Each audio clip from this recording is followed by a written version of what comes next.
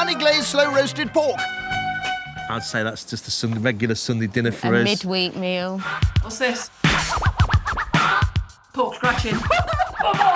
Bum indeed. We're in the slow cooker now. Yeah, in the slow cooker. I like anything slow cooked, Great. but pork. Irena's making a pork glaze with barbecue sauce, tomato puree, honey, and People have got to eat out of that. Yeah, but it's all right. It just has a bit more taste. just don't put it on the table tonight. They'll add the glaze later when the pork's nearly done and serve with new potatoes and seasonal veg. Nina, Clayton, how did you two meet? Clayton used to be a store manager for a German supermarket, and I was 20 and looking for a job, and I sent my photo into to the supermarket, and Clayton had a look through the photos and he picked me out to employ me. Truly shocking and un-PC, I know, but it was true back in them days. So that was back in the 90s. What, the 1890s? If you had sent me a picture and I was interviewing you, you would have got the job. Thanks. If it had been the other way around, there's no way Clayton would have been taken on for a job. I see what you're saying. Yeah, he's not had a good paper round, has he? It's not aged well, has it? So what we do for a living is we own estate agents. I reckon you're a bus driver. No, I'm not a bus driver. Why are bus drivers bad? No, I do drive though. I'm an undertaker. Okay, so I was a mourner at a funeral, and Irina was the limo driver for the family. So on our first date, we're sat in the pub having a chat and a drink, and this one's here saying, he's going to be a special order coffin, he is. Oh, she's a bit small, she'd fit into a child's coffin, she would. She's only measuring them all up for coffins.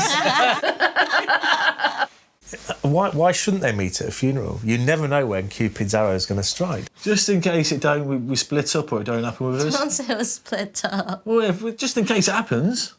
I know exactly where I'm going. Go straight to that crematorium, darling. See what's knocking about. Yeah, that's weird. How's that joint looking? Oh, my days, look at that. Oh, it's falling to bits. I can't even slice it. The massacred meat is plated up with veg, and there we have it. Honey glazed, slow roasted pork with a delicate drizzle of gravy. Yeah? Thank you very much. Yeah.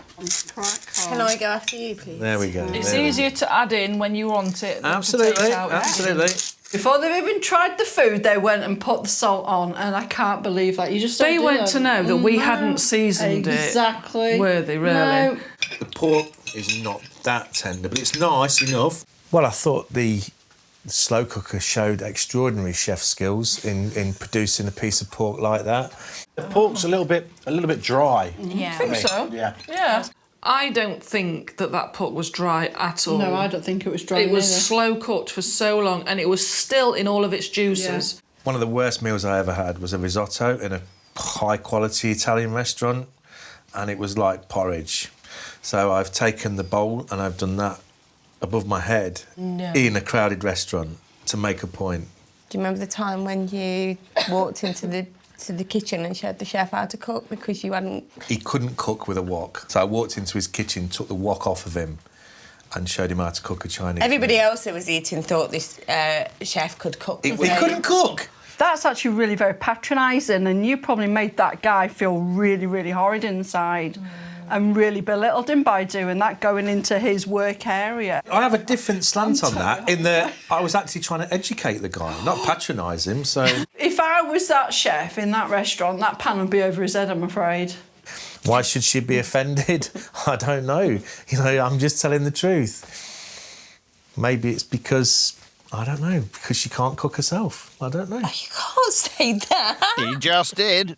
I think we need to keep his eye on Nina and Clayton. Yeah. They do seem a bit stuck up. Uptight. Bit stuck up, bit uptight. Yeah. At the table, they're bantering about bickering.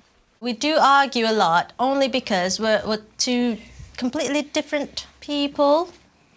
Crikey. Pardon me? 24/7, she's winding her. I find it quite rude and quite disgusting, if I'm being honest. I agree with you, Nina. I'm sorry, call me what you like, but I just don't think it's a normal thing to do. It's pathetic, it's silly, it's annoying and it's rude. We all have natural, you know, gases that need to be expelled at some point. So, you know, Tough.